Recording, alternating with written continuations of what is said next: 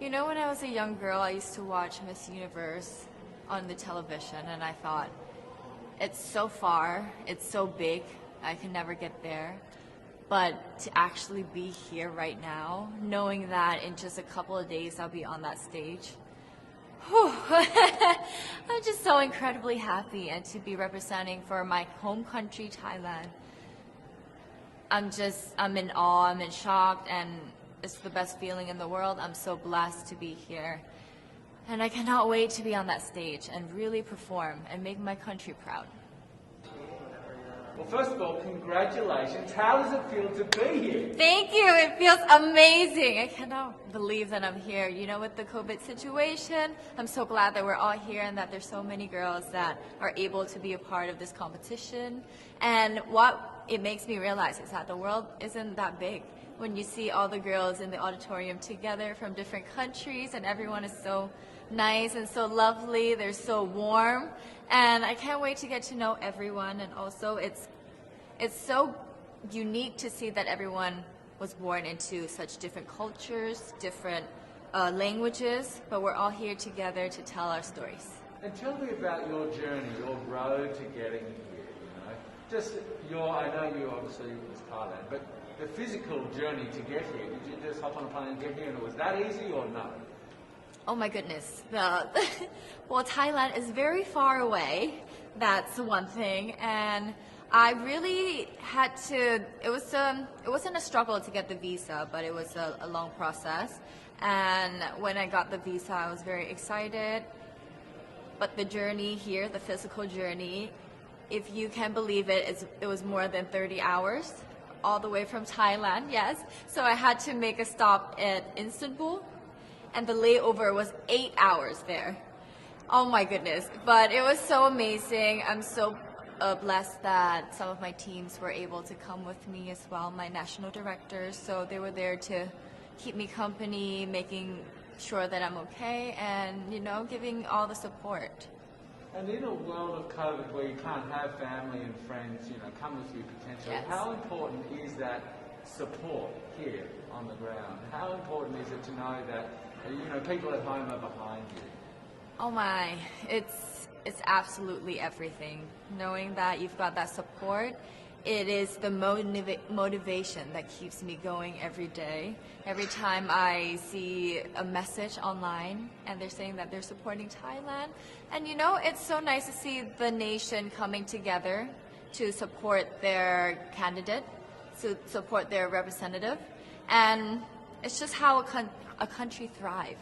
Because we cannot thrive alone, we have to move forward together. Yeah.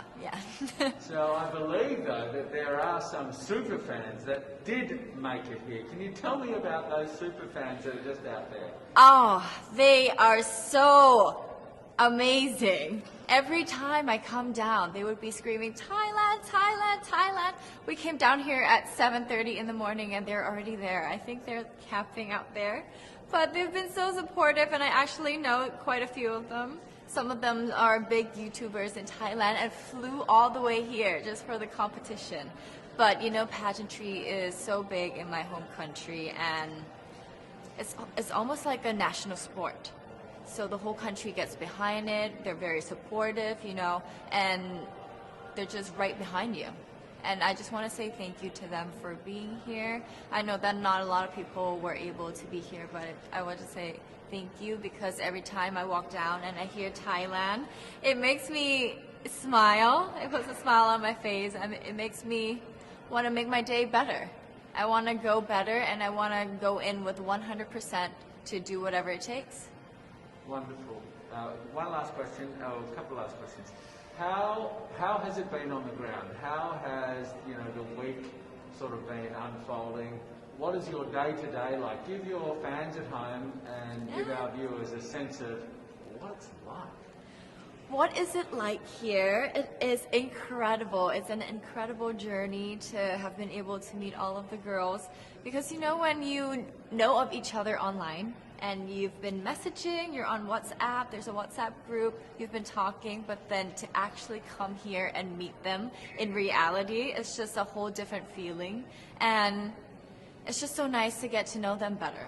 and to know their stories, because each of them are so inspiring and they're so empowering, and they have different stories that make them the woman that they are today.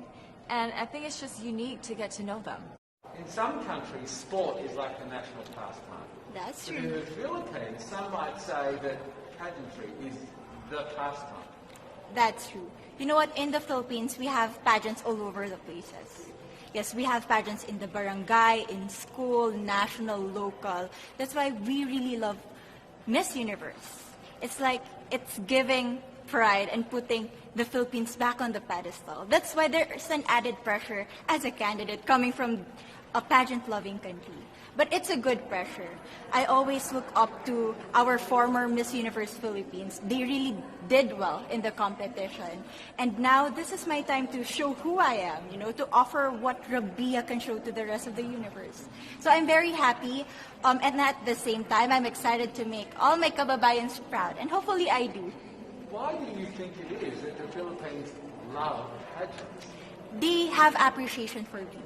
We do love pageant because we used to think that we wanted to be included in the world, I have to be honest, in the Philippines, my skin color used to be not the standard of beauty. I was obsessed whitening my skin because these are the kinds of beauty queen we see on the mainstream.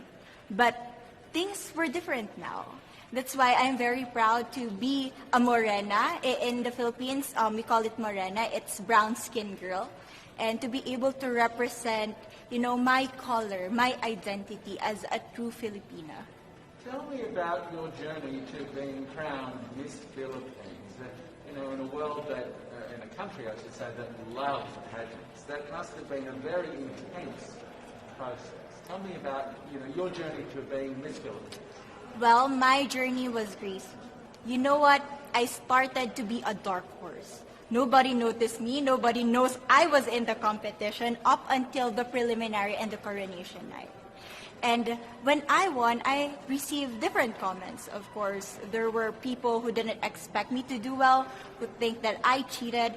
That's why I need to redeem myself in Miss Universe. I really need to do well in this competition. And the thing is, I love pressure. I love criticism. I get better every day with that. You tell me I cannot do that, I turn to you and I'm going to say that, no, I can do it for myself. Good for you. So how does it feel then to be on the global stage? How do you feel to be here in this moment, right now? It's crazy, but I'm overwhelmed with the support, not just from the Filipino community, but also from Thailand, Latin countries who do appreciate me as a candidate, as a person. It motivates me that I am beautiful, I can offer so much in this world, and when somebody believes in you, it gives you that extra energy to really do well and perform well. Do you have a sense with the girls, all of the girls competing, you're competing, but is there a sense of camaraderie with all of the girls? Is there a real spirit to, sort of motivate each other to do better? You know what? I have a different idea about Miss Universe. I thought it's going to be very competitive, in a healthy way, well, of course. But now I can see every girl helping each other, from fixing those hairs, from trying to zip up those outfits. It speaks of the closeness and the kind of camaraderie that we want to have. The goal of Miss Universe is not just to crown one girl, but also to build a genuine and long-lasting friendships among us. Would you say within the Miss Universe world, the contestants, is there a sisterhood? Are you sisters?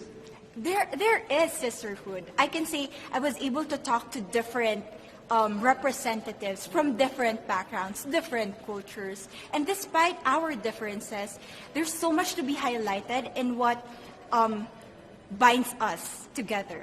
And that is because we want to empower women. We want to have our advocacies. We want to speak for the things that we love. And that's a celebration of women and the beauty that we have. So coming out of this week, obviously you would love to be crowned Miss Universe. Of course. And that would be wonderful, of course, for any of you. But what else will you take out of this week? What do you think you'll feel at the end of this week, regardless of the result? How will you be a different person? It's the growth and the development that I was able to have during preparing for this journey. I will be honest, there was a moment that I lost my identity because I was put under pressure. I was in that position in which I feel like I'm not good enough. I'm not a good representative of my country, but I was able to bounce back stronger. And if I was able to do that for Miss Universe, I will be able to do that in life. That is my greatest takeaway from Miss Universe.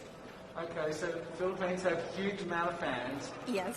I want you to give us a little bit of a message to the fans here and at home. But send a message. What would you say to all the fans in the Philippines? To all my fans from the Philippines and from all over the world, maraming salamat po. Thank you so much for loving me and for believing in me. It means a lot to somebody who is so naive in this industry, who has no idea how to become a beauty queen on the first day of my journey. But because of your love and support, I was able to be the woman that I am today. And regardless of the result, I may or I may not win the crown, but one thing is for sure, I'm gonna make you all proud.